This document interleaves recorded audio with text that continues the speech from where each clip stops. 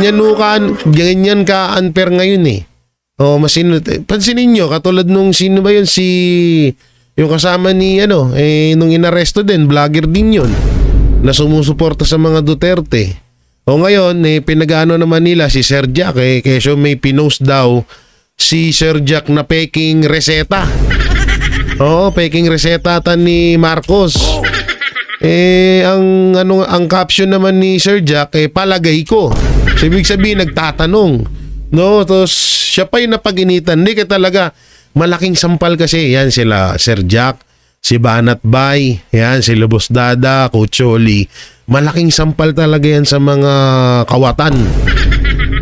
Ang buong Banateros, malaking tinik sa lalamunan ng mga kawatan. Mga kawatan sa gobyerno. Kaya palagi kaming pinag-iinitan. Kaso, wala, hindi nyo talaga kami kaya imbis nga napakonti kami, parami kami ng parami. So may isang kilalang vlogger. Kilala nyo tong vlogger na to na soon ay magiging membro ng Banateros Brothers. Kaya abangan nyo yan. Comment nyo kung sinong, hindi si Marlica. Hindi kami nakikipag sa mga chismisan, ha? Kaya namin ang mga chismisan.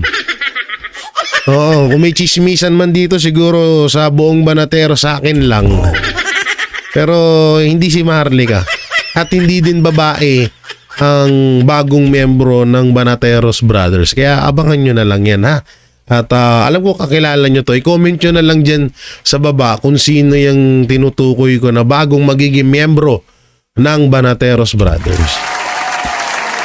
Ikaw naman kasi, BP Sara, huwag kang gala ng gala.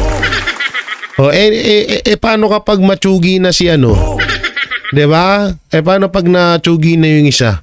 Tapos wala ka dito sa Pilipinas, paano ka ipoproklamang presidente? Ito rin tong babaeng to, gala ng gala. Joke lang.